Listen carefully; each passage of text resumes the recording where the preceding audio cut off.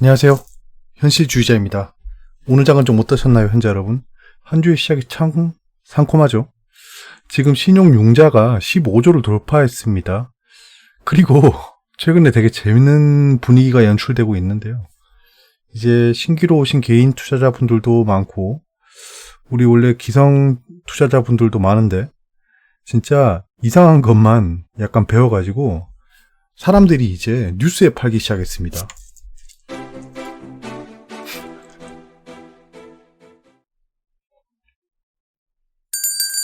네, 네이버 인플루언서는 한 번 더 말씀드리고요. 이현주님께서 와우 첫 댓글인데 너무 무리하시는 거 아닌가요? 건강관리 잘 하십시오 라고 하셨는데요. 감사합니다.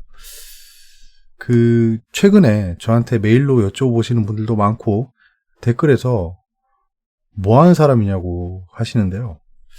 사실 저 한국전력 분석 영상을 찍을 때 좀 그랬어요. 저는 꽤 오래전부터 주식 투자를 해오면서 여러 가지 방송을 굉장히 많이 봤습니다. 근데 항상 하는 말이 PBR이 어떻고 EPS가 어떻고 퍼가 어떻고 약간 그래요. 예, 저는 기본적 분석을 굉장히 좋아합니다. 굉장히 좋아하는데 제가 느끼고 터득한 기본적 분석은 그런 게 아닙니다. HTS를 켜고 바로 보이는 그런 지표들 보면서 이 주가가 저평가니 어떠니 저떠니 해봐야 돈이 안 벌리더라고요. 정말 안 벌립니다. 예, EPS 그럼 저퍼, 고퍼, 저퍼, 그 다음에 저 BPS 이런 것들 사면 무슨 BPS가 아니죠. PBR, 저 PBR을 사면 무조건 수익을 보나요? 그렇게 될 것 같았으면 프로그램이 이 시장을 장악했을 겁니다. 진짜 완전히. 왜냐하면 그 숫자만 보면 다 판단할 수 있거든요. 근데 주식이란 메커니즘은 진짜 여러 가지가 복합적으로 돌아가고 고려해야 될 것도 많고 약간 조심조심 해야 되는 포인트들이 굉장히 많았어요. 그런 상황에서 종목을 볼 때 그렇게 저평가 구간이다. 엘리어트 파동이 어떠니 저떠니 진짜 다 개소리입니다. 개소리예요. 그냥 진짜 업황을 보고 글로벌 매크로를 보고 이렇게 해야지 종목이 이렇게 움직일 수도 있겠구나라는 실마리가 나올 똥 말똥입니다. 그러니까 차트 보고 퍼, PBR, BPS, EPS 이런 거 보면 에비타 이런 거 보면서 저점이라고 하는 분석들이 난무하는 것을 염증을 느껴서 시작을 했거든요. 저는 회사에서 스텝 부서에 있습니다. 전략을 짜는 부서에 있어요. 그래서 분야는 다릅니다. 제가 경제 쪽 회사를 다니는 건 아니고요. 이런 분석과 스트래터지, 전략을 세우는 업무를 합니다. 그렇다고요. 자, 그리고 몇몇 분들이 질문을 주셨어요. 예, 궁금해 하시는 거는 당연히 답변을 드려야 됩니다. 공매도와 주가인데요. 시바견님께서 말씀하셨습니다. 궁금한 게 이해가 안 가서 공매도가 풀리면 한국전력한테 호재라는 건가요? 그러면 공매도 금지가 풀린다는 말씀이시겠죠? 예, 공매도 금지가 풀리면, 그러니까 공매도가 가능해지면 한국전력한테 호재라는 건가요? 자, 최대곤님께서도 여쭤보셨어요. 질문입니다. 제가 이해를 못하는지도 모르겠는데요. 제가 뉴스를 이해하기 9월 15일쯤에 코스피 200 종목을 공매도 금지 해제한다고 정부가 검토 중인 것 같은데요. 세력들이 한전을 코로나 가격 정도의 공매도한 잔고가 많은 지금 상황이라면 9월 15일 한전 공매도 금지를 해제하면 공매도 세력들이 공매도를 이용해서 지금보다 가격을 더 떨어뜨리고 나서 숏커버링할 확률이 많을 거라고 생각되는데요. 어떻게 생각되시는지요? 라고 하셨는데요. 저는 같습니다. 공매도는 하락시키는 수단이 아닙니다. 절대 아닙니다. 업틱 룰을 위배하고 그냥 시장가로 던져버리는 공매도와 무차익 공매도와 같은 것들은 시장을 하락시키는 요인이 될 수 있습니다. 하지만 업틱 룰을 지키는 공매도는 하락시키는 수단이 아닙니다. 상승을 억제하는 수단이죠. 잘 작동하면요. 예, 그러니까 항상 이런 말씀을 하면 그런 말씀들을 많이 하세요. 그러니까 업틱 룰 지키는 게 몇 퍼센트가 되냐 이런 식으로 말씀하시는데 이번에 코로나 사태 때 공매도 금지를 통해서 알게 됐습니다. 업틱 룰을 지키는 공매도가 약 60%에서 70% 수준 되고요. 업틱 룰을 지키지 않는 공매도가 약 30에서 40% 정도 됩니다.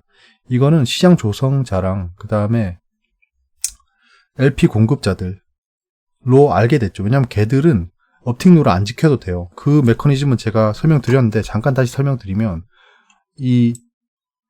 여기가 매도호가, 현재가죠. 현재가, 그 다음에 매수호가 이렇게 있습니다. 자, 그러면 이 현재가 위에서 시행해야지 제대로 된 업틱 룰을 지키는 공매도예요. 근데 LP라든가 시장 조성자들, 시장 조성자를 간단하게 설명드리면 호가가 텅텅 빈 거예요. 이 종목은 인기가 없어. 그런 애들 채워넣는 게 시장 조성자예요.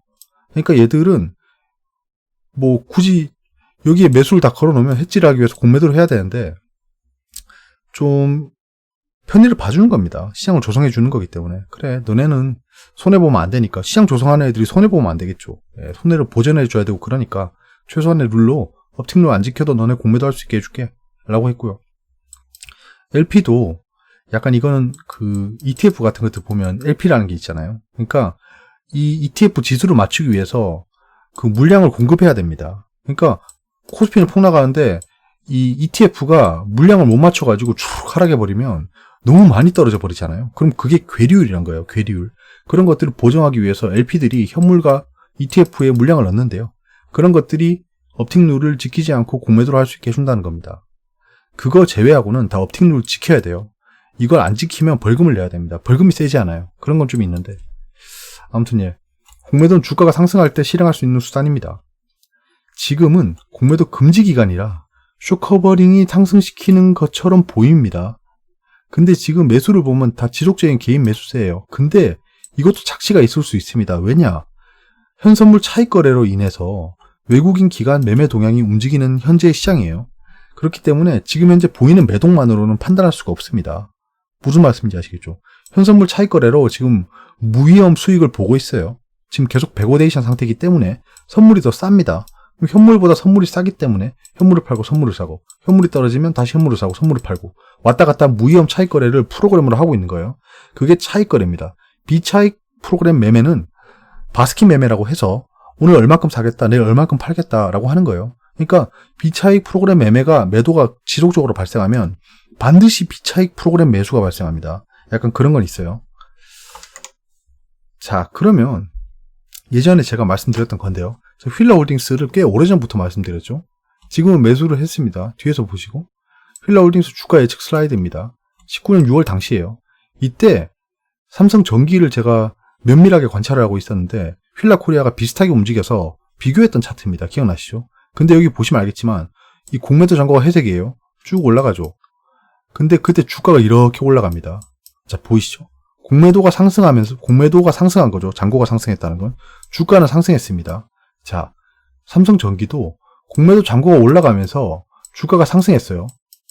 보이시죠? 그러니까 공매도를 했다는 거는 주가가 올라갔다는 겁니다. 그렇잖아요. 업틱 룰이잖아요. 상승을 억제하는 거잖아요. 그러니까 올라갈 때 공매도를 쌓아놓고 폭락시키면서 공매도를 상환시키는 거예요. 그러니까 얘들은 더블로 버는 거죠, 돈을. 현물의 가치가 올라가면서 돈을 벌고, 그 다음 현물의 가치가 떨어뜨리면서 그때 자기들이 차익 실현을 하겠죠. 차익 실현을 한 다음에 주가를 계속 하락시키고 공매도까지 상환하는 거예요. 그러니까 이렇게 두 배로 벌어 제끼는 겁니다. 이 공매도가 기울어진 운동장이라는 이유 중에 하나예요. 근데 이건 사람들이 못 느끼죠. 왜냐? 공매도를 폭락시킨다고 계속 프레임을 만들어 놨거든요. 자, 휠라홀딩스 흐름입니다.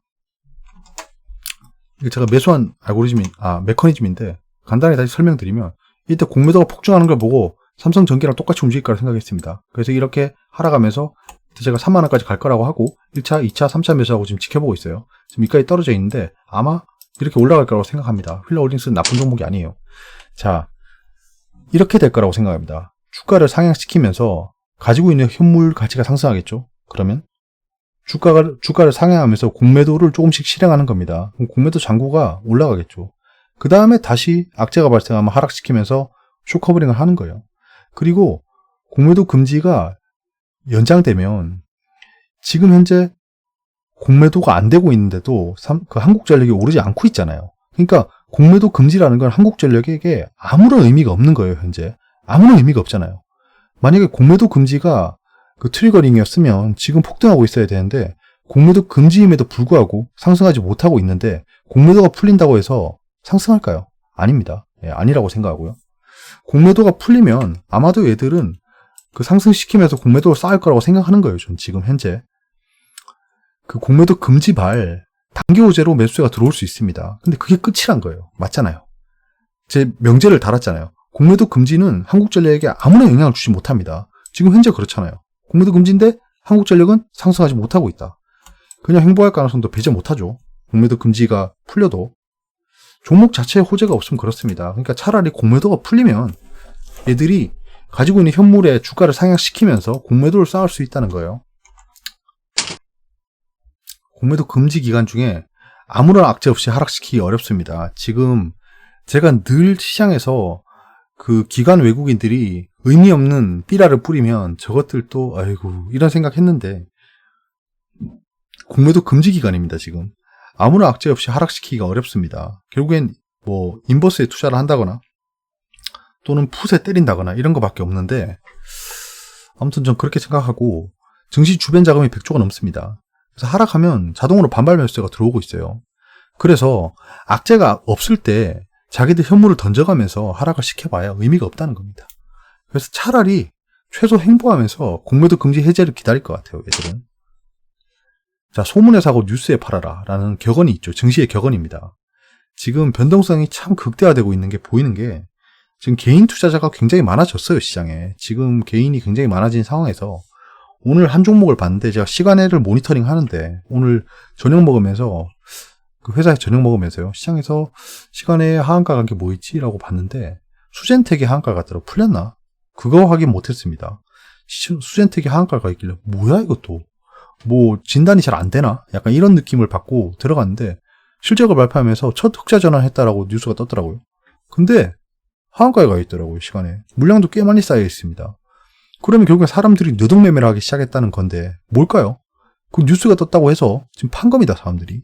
소문에 사고 뉴스에 팔아라. 최근에 이게 굉장히 많죠. 실적 발표하고 나서 실적이 좋게 나오든 나쁘게 나오든 그냥 하락하고 봅니다. 아무튼 이래요. 지금 시장이 굉장히 다이나믹하고 펀더멘털이라고는 눈꼽만치도 없습니다. 그러니까 변동성이 굉장히 커요. 이대로 진짜 잘하면 코로나 때까지 폭락할 수도 있겠다는 생각이 듭니다. 너무 개인이 많아요. 멘털이 약한 개인들이 너무 많다는 겁니다. 참 진짜 신기합니다. 예. 하지만 투매트 손절은 후회합니다. 예, 반드시 후회합니다. 조정은 매수 기회라고 판단하고 있습니다. 계속. 저는 지속적으로 이렇게 판단하고 실행하고 있습니다. 악재 호재는 변함이 없고요.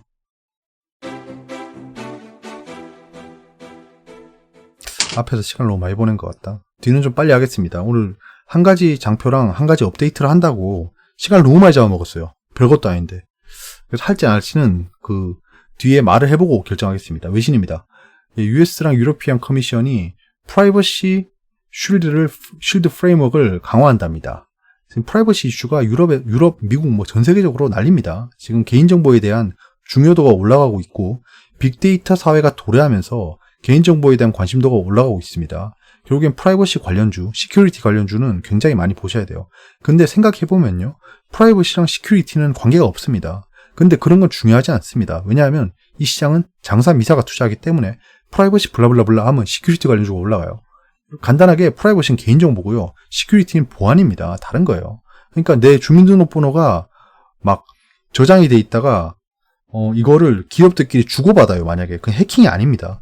해킹도 좀 다른 의미긴 하지만 그 주고받아요. 그럼 내 개인정보가 다른 기업에 간 겁니다. 이거는 개인정보가 유출된 거예요. 뭐 동영상이 뭐 유출되고 이런 건 아닙니다. 근데 시큐리티는 보안망이 뚫려가지고 데이터를 가져간 거예요. 그러니까 두 개가 다른 거예요. 하지만 관계없다. 프라이버시가 중요시되고 있으니까 시큐리티 관련주가 올라갈 거다. 예, 사실 프라이버시랑 가장 관련 있는 거는 블록체인입니다. 이거 잘 그냥 기억하고 계세요. 나중에 커플링 돼서 움직일 거예요. 왜냐하면 사람들이 똑똑해질 거니까. 월스트리트이 높게 열렸다는데 지금은 안 좋습니다. 스티뮬러스 호프. 아, 이거 트럼프가 서명했죠? 약간 그런 것 때문입니다. 월스트리트이 엣지업. 올랐다. 트럼프 사인 바이러스 릴리프 오더스라고 하죠. and stimulus in focus. 이제 5차 경기 부양책에 대한 얘기가 나오고 있는 겁니다. 차이나가 crackdown in 홍콩. 이게 US에서 지금 캐리 람부터 시작해서 그 제재를 가하기 시작했어요. 미중 무역 분쟁이 격화되고 있다는 신호인데요. 사실 이거는 보여주기식 신호라는 평가가 많습니다. 업빛 아람코에 대한 얘기인데요. 지금 크루드 오일이 바닥을 찍었다는 뉴스입니다. 저 오늘도 레버리지를 좀 샀어요. 신한 WTI 좀 하락했죠.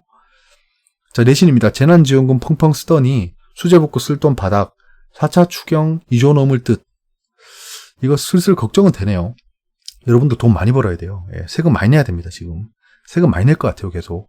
이게 세상에 공짜 점심은 없습니다. 이거 결국엔 다 물어야 돼요.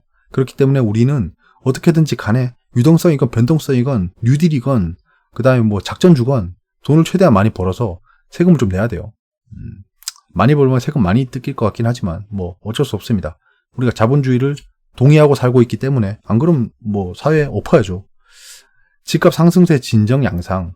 문 대통령 발언에 전문가들 평가는 문재인 대통령이 10일 과열 현상을 빚던 주택시장이 안정화되고 집값 상승세가 진정되는 양상을 보이고 있다며 부동산 투기의 시대를 끝내겠다는 강력한 의지라고 말했다.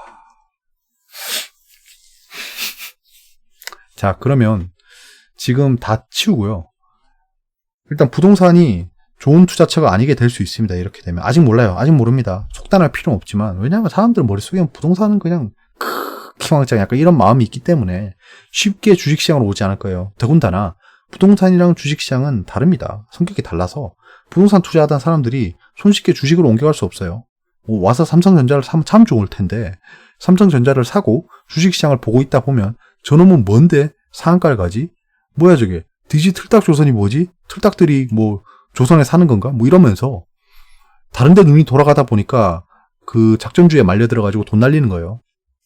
아무튼 뭐 지금 점점 더 월세 쪽으로 밀어넣고 있습니다. 사람들을. 현재 정책이 그래요. 정책이 그러니까 월세로 가면 결국엔 사람들이 목돈이 생기게 됩니다. 그 목돈이 다시 부동산에 투자하기엔 부동산이 얼고 있어요. 그래서 주식시장이라든가 채권시장이라든가 금이라든가 이런 데로 올 확률이 높아졌다는 겁니다. 확률이 높아진 거예요. 확률 게임이잖아요. 그래서 지금 증시 주변 자금이 올라가는 것도 설명이 되는 거예요. 투자의 신 개미들 조심해. 지금 주식시장은 카지노판이라고 하는데요. 자, 뭐 조지 소로스부터 시작해서 뭐 기타 등등 워런 버핏 형님까지 지금 현재 이 코로나 장에 투자를 잘 못해가지고 손가락만 쭉쭉 빨고 있습니다. 근데 이런 말을 한 투자의 신께서 어떤 말을 했는지를 보려면 잘 내용을 봐야 돼요. 제가 짚어낸 포인트는 이겁니다. 우리도 3월 시장이 한때 폭락했을 때 공격적으로 투자했다. 거짓말하지 마세요. 예, 일단은 그렇습니다. 뭐 믿어주겠습니다. 하지만 이후 45%나 증시가 반등하고 나서 이젠 신중해야 된다는 쪽으로 입장을 바꿨다. 그럼 이 말 왜 했는지 지금 이해가 되시죠? 지금 만약에 3월에 시장이 한때 폭락했을 때 공격적으로 투자했는 게 참이라고 우리가 가정을 해주죠. 근데 그 뒤에 하는 말이 가관이죠. 예. 이젠 신중해야 한다는 쪽으로 입장을 바꿨다. 한마디로 지들 지금 공매도 엄청 치고 그 인버스 엄청 때려놨다는 겁니다. 풋옵션 엄청 때려놓고 이 얘기하는 거예요. 그러니까 이 쿠이 보노라고 했죠. 모든 그 말에는 다 목적이 있습니다. 예. 그러니까 지들 이제 실컷 인버스 공매도 쳐놓고 이 얘기하는 거예요. 얘들아 너네 조심해. 난 이미 다 팔고 나왔으니까. 이 말이 신뢰성이 있으려면 예. 지금 내가 엄청 주식을 많이 가지고 있지만 지금 장은 좀 이상한 것 같아. 난 내일부터 팔 거야 얘들아 라고 하면서 정보를 공개하는 게 맞는 거예요. 마인드라 쌍용차 새 투자자 찾으면 대주주 포기 돈도 더 안 붙는다. 이러면 인수설이 나오겠죠. 곧 인수설이 나오면 쌍용차가 또 급등할 수 있어요. 미 수소트럭 니콜라 현대차와 협업 원해. 니콜라가 현대차와 협업을 원한다는 소식에 오늘 현대차 관련주가 굉장히 많이 올랐어요. 저도 뭐 현대 관련주를 한 2개 정도 들고 있죠. 그래서 뭐 나쁘지 않았던 장인 것 같습니다. 현대차와 함께 한다면 뭐 블라블라 이 얘기는 계속 나오겠죠. 예, 글로벌 경제 캘린더입니다. 지금 졸트가 나왔는데 이전보단 좋게 나왔어요.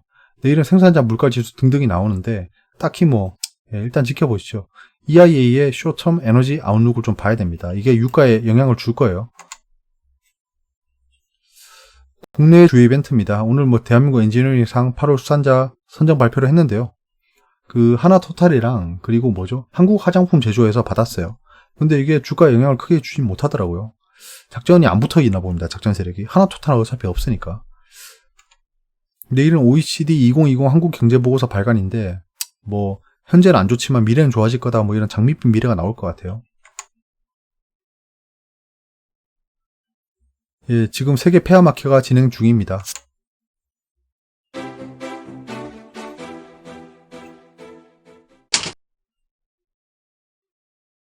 자, 지금 코스피는 그냥 우상향을 했어요. 우상향을 했고 1.48%나 상승했습니다.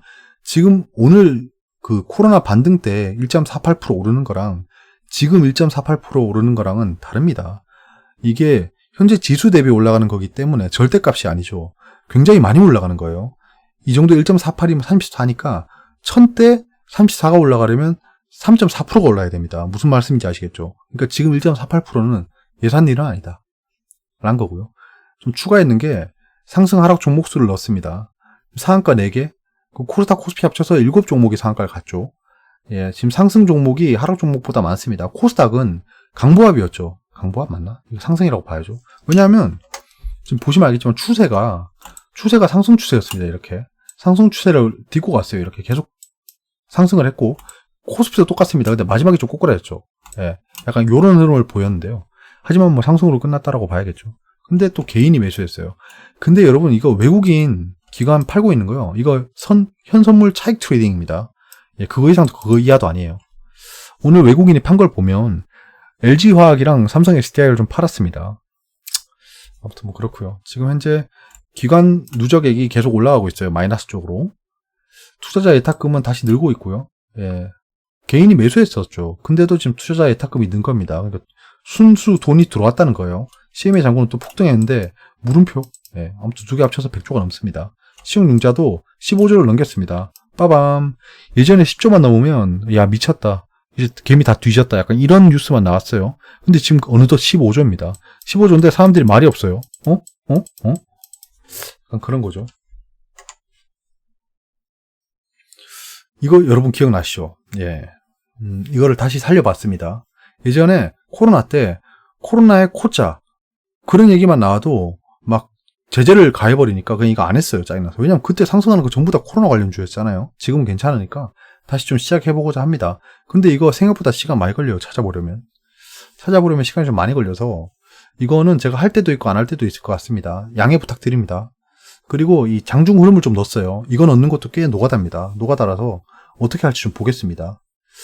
예, 여러분들한테 좀 뭔가 다채롭고 풍부한 정보를 좀 드리기 위해서 좀 생각해 본 겁니다. 자, 일단 보시면 지금 현재 SK 디스커버리가 상한가를 갔어요. 예, 상한가를 갔는데 이게 SK 바이오사이언스입니다. 바이오가 뭐죠? SK 바이오사이언스가 이제 코로나 CMO에 대한 기대감으로 올랐대요. 장중 흐름을 보시면 뭐 갭상승한 후에 조금 뭐 부침도 안 보이고 바로 상한가 갔어요. SK 디스커버리 강했고요. SK 케미칼은 좀 윗꼬리를 달았죠.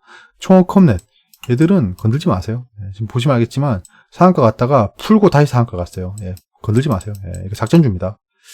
한국 BNC 예, 이건 그냥 점상 가서 그냥 상한가를 가버렸죠. 대만 골든 바이오텍이랑 코로나 치료제 개발한다는 모멘텀이 발생했습니다. KPTU 뭐 생소한 종목이죠. 아무 이유가 없습니다. 알루코나 종목도 상한가 갔어요. 그거에 대한 영향을 받고 상한가 간 것 같습니다. 갭상승해서 횡보하다가 상한가 가버렸어요. 엑세스바이오 상한가 아무 이유 없습니다. 예. 근데 좀 약간 좀 개미 털기 하다 올라갔어요. 이건 좀 재밌을 것 같아요. 근데 엑세스바이오는 상승을 크게 했죠. 이제는 좀 조심해야 될 때가 온 겁니다. 그러니까 너무 막 머리에 비듬까지 먹으려고 하면 안 돼요. 시간을 보시면 특수건설이 상한가 갔는데요. 지금 장중 흐름은 이랬어요. 계속 시초가 밑에서 놀다가 갑자기 급등하고 끝나더니 상한가 갔어요. 이거 4대강 영향인 것 같아요. 그러니까 아마도 내일 뉴스가 이렇게 날 것 같습니다. 지금 이런 뉴스가 안 나와 있어요. 4대강 때문에 홍수 피해가 줄어들었는데 지금 그 4대 강보를 부수면서 홍수가 많아졌다. 4대강 다시 추진해야 된다. 이런 얘기가 나오면서 4대강 관련 테마가 다시 올라갈 것 같아요. 약간 그런 느낌이 듭니다. 갑자기. 녹십자 홀딩스 우 이거 혈장치료제 이상 착수 임박에 녹십자랑 같이 거의 상한가 수준으로 갔고요. 장중으로는 뭐 급등했다가 좀 횡보로 보이고 끝냈고요. 녹십자 홀딩스 우는 우선주기 때문에 좀 움직임이 덜했습니다. 이하공영 상한가 갔는데요. 장중 흐름도 좀 별로였어요. 이거 4대강 영향인 것 같습니다. 둘 다. 4대강 관련주 한번 챙겨봐야 될 것 같아요. 지금 에너톡 이거는 뭐 4대강 관련주였나요? 제 이유를 모르겠어요. 예. 4대강 때는 제가 투자를 안 했습니다. 몰라요. 아무튼 이거 시간이 남아 하겠습니다. 시간 꽤 오래 걸려요. 예. 지금 다우존스만 올라가고 있고요. 나스닥이 좀 크게 떨어지고 있는데 많이 회복을 해준 모양입니다. 지금 바이오텍이 좀 떨어지고 있죠. 예. 바이오텍은 워낙 왔다 갔다 하니까 ICO 코리아는 상승분을 반영한다는 듯이 올라가고 있고요. 원달러도 같이 떨어지고 있어요. 유로존은 좀 올라가고 있고 일본은 휴무였기 때문에 마이너스고 중국은 반등했습니다. 국채는 지금 움직이지 않는데요. 지금 골드가 2,000불을 다시 돌파했습니다. 예, 골드는 아마도 큰 폭의 하락은 없을 것 같고 최소 횡보 또는 우상향할 거라고 생각합니다. 만약에 큰 폭으로 하락하는 텀이 오면 그때 제가 좀 ETF를 매매해 볼 예정입니다. 지금은 예, 딱히 뭐 매력적이지 않네요. WTI도 아까 말했듯이 아람코에서 바닥을 찍은 것 같다라고 지들이 자평을 했는데 아무튼 뭐 그렇습니다. 시장은 안 봐도 되겠죠? 궁금한 게 있으면 댓글로 말씀해 주세요. 간단하게 제가 오늘 트레이딩 했는 매매 종목들을 보고 끝내겠습니다. 감사합니다.